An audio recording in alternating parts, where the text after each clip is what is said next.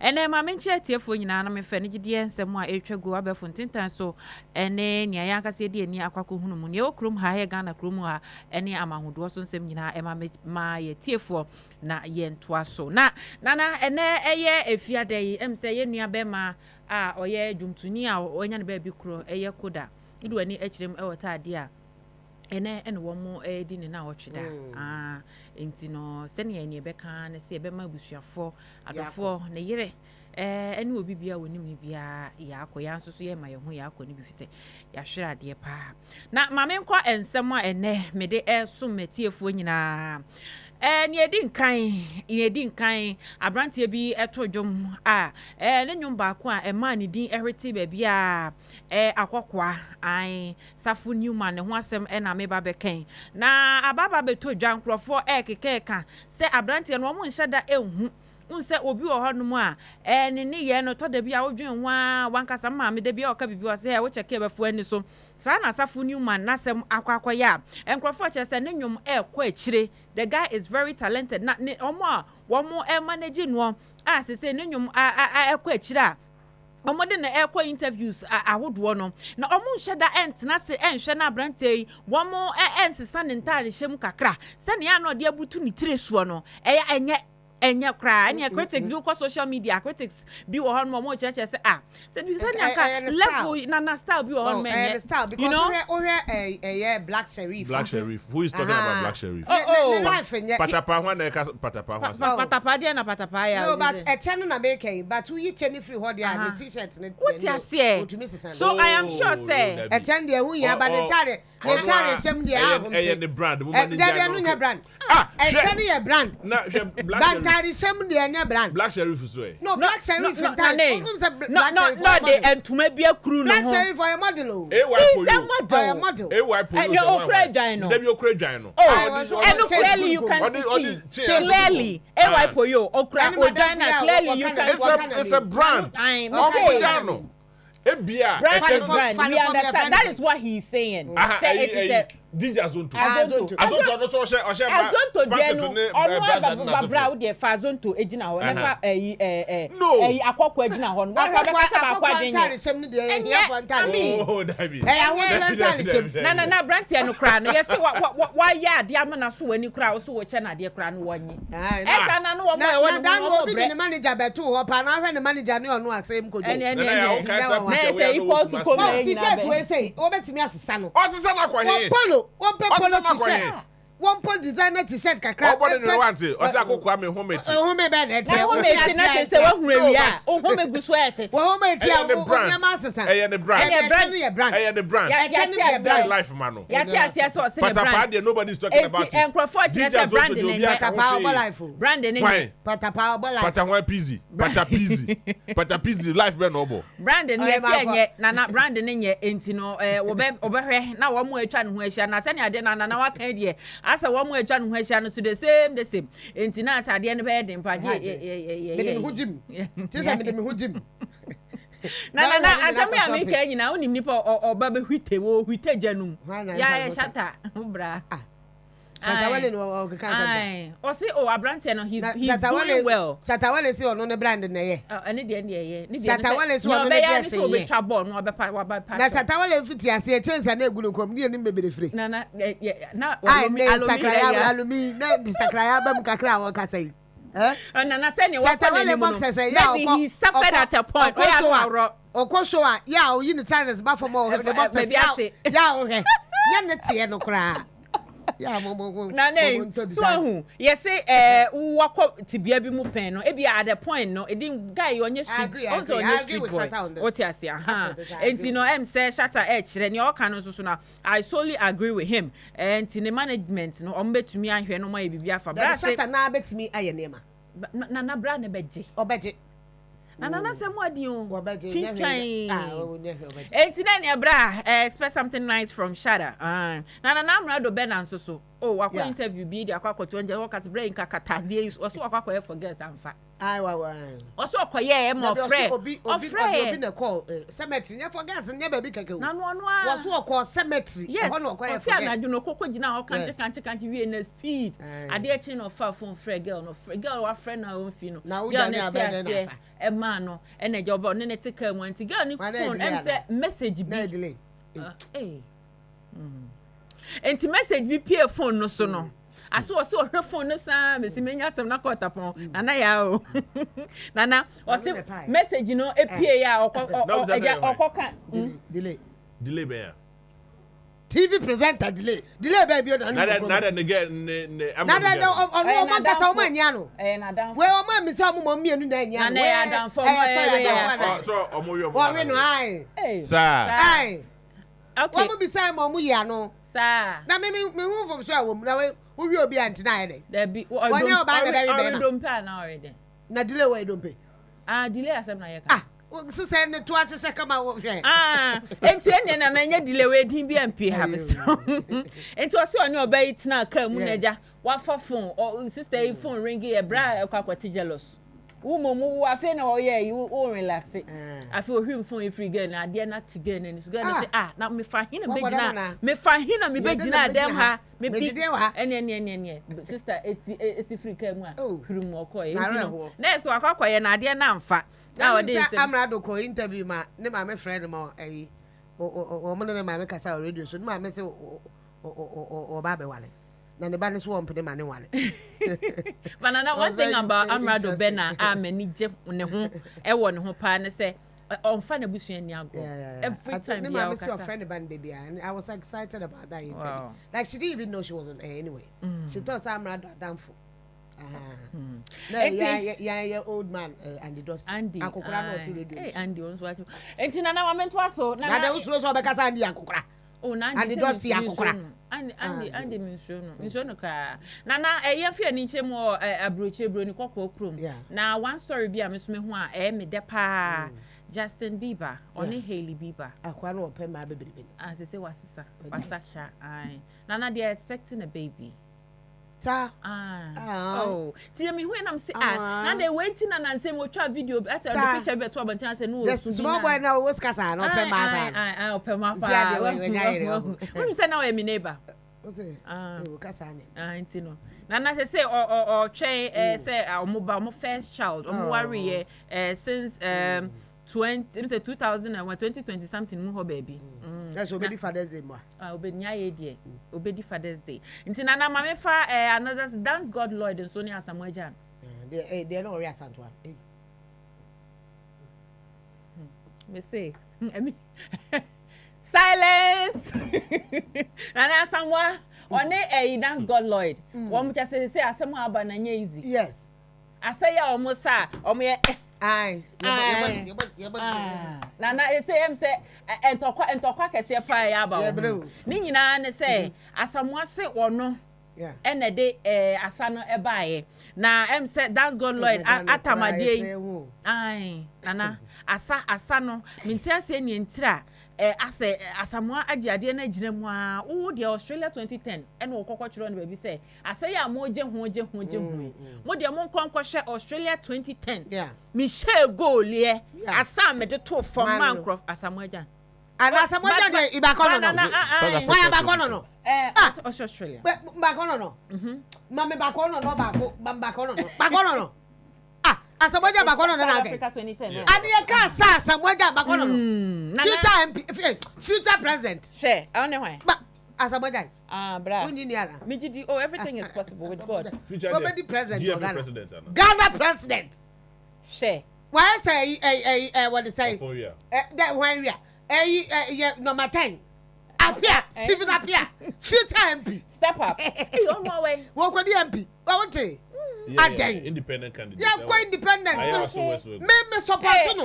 Any afi we say I didn't bear one man supporter. Oh wow. Yes. Enti na na we say on na de buy na dance God Lord so they say no. So after 14 years and I just say ntokwa yi beba sa say hu na nko so eni mon konkon hwe archives me we say one na gina football park so e de ne sa fa ha e bo ne nsam de bo ne tie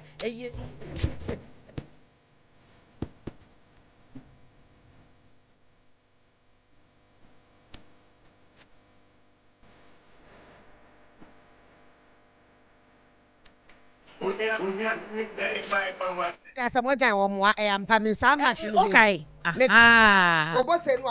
Africa 20. Yeah, it's true. Omoa. It was woman I can. I said a match against US. USA. I will share goal. Yes. Or share that classic goal. Yes. It was classic, right? Yeah. Very. And that's someone there goes na classic. And your share no classic. I brain you want someone there who fast. And that's say no dance god Lloyd and for our credit in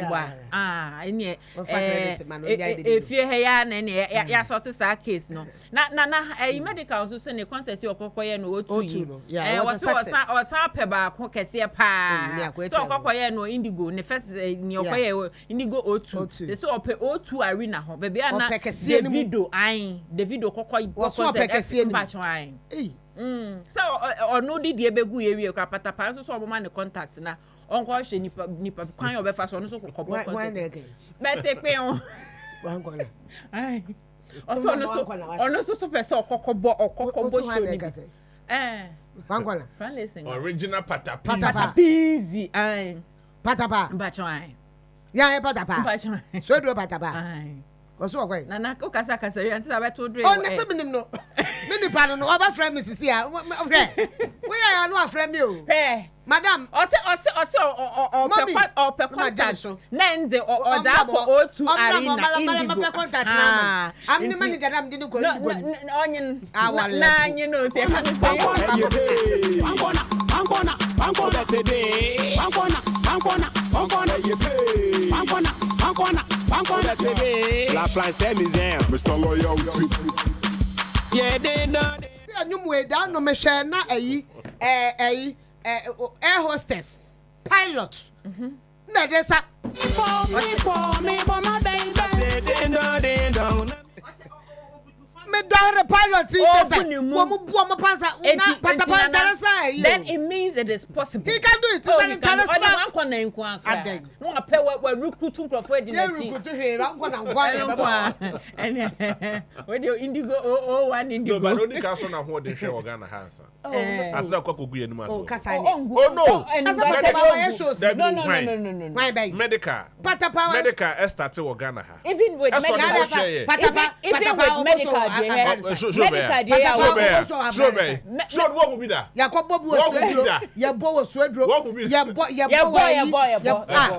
will be that? Any biaba who draw near medical, he's done well, all right. Alovia say Alodia, sorry. Nipa bakwa o didi yeso on to me fele ho Black Sheriff. On to me fele. Na nipa obetimi afele Kim Promise. On to me fele him fa. O2. The big one, no. Even the small one. Oh. How? Why are you sure how? That's what he said. He's a promoter on London. Oh, it doesn't matter. No, but he's saying Black Sheriff into me. But maybe he's just showing it. Yeah. Black Sheriff. He's just Black Sheriff Black Sheriff atra Ghana. Say on the epium. Black Sheriff today he's gone. He's Look gone. at the number of stars at Medical Paradis. Can promise nyom no so transcend beyond Ghana. Brashuana. Can promise ni nyom bia no say the way nyom net no ya Nigeria for no ne omo yeah they it's so nyom no so Nigeria for no jebo now we show outsider. They will fill the place for you. It's no wonder so called Asia. And no crampo be paving way for other countries. Enti patapis also no hwe o hands. On show how. Yeah, because we do Nana Valerie Owusu any Emmanuel Adai. Valerie no abayo bi it's Tiffany. It is it's Tiffany. Ajekum. So okay. Ninu aba 2021 na me ankasa meti rumor no but now it wasn't that really confirmed. Yes ni omoba. Ninu aba Valerie no. Oni Emmanuel Adai no mu nyina omoba. Abemu omo akra wenye fie. Oh, they see what I think it's America, yeah? Yes, US. And omo akra 25 years. 25 years. Ghana for me no. Just say minim omo koya autopsy ni say bro brain omo tumi dia akra. No mo so aware. And because I wore enough for more. Nana. And there I did Mother's Day, and gift auntie or Henry and it's legally bedding. No, it's not easy. Pregnancy is not easy. Pregnancy. It's not easy. It's not easy. Cry. Now you booze are cry. It's not easy. Now we booze. We say. The way I told Bokas. Nana, my mentor means I'm so. My mentor.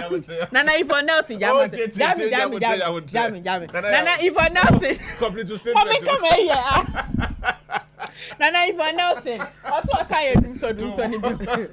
Nana, I do so. Oh, Jammy, me come. I am one said the way I was slow down. I say, but you better record that. Yes, it's not easy.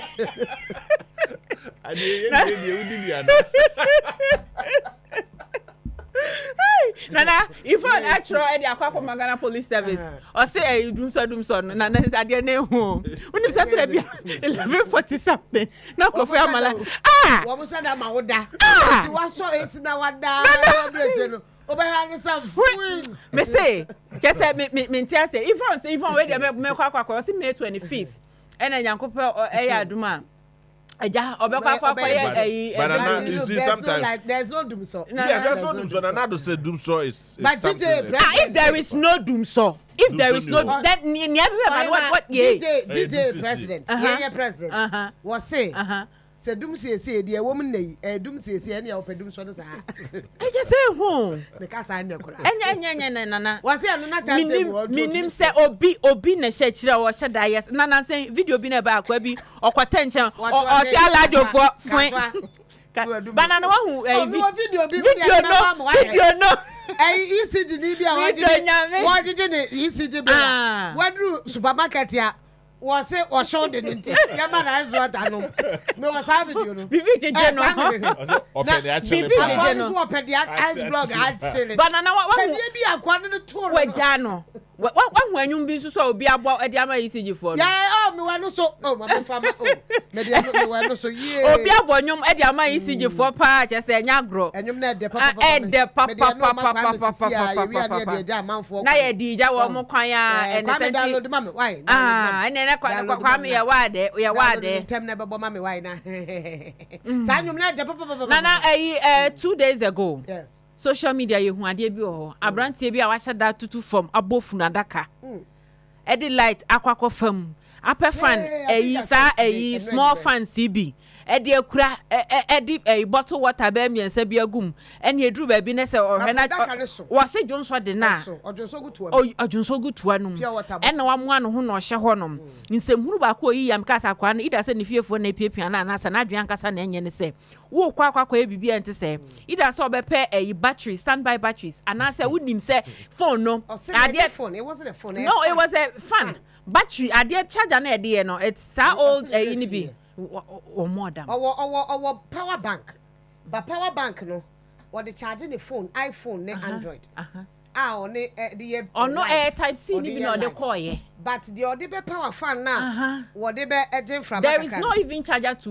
but entokro that sa box now but se ne etu anwan so agu entokro that honti ubehu I think akwana na dwan ati okay why so, 24 hours oh yes enra na eja see but he was what was his reason mona mo pe Guinness Book of Records file na fias anto akoye bie see adegwo se ba ko bi koye bi wo yes still radio hope no na branch be friend na fa wo bi ye na madam wakaton na na bi wakaton dey so abedu ba ko no dem say no ye a pentaton say bibi we isi na man kire no me fia na me pentia wo collapse no ka say agro na ade ba ko so a TikTok dey omo it's easy to get followers and it is easy to lose your account omo hu san say mu na omo oh my TikTok account akwa bi year me for one night that go we also been trying to kind of menje banana you can still have access to it oh I am coming to me and retrieve obetimi and we are no I am obetimi that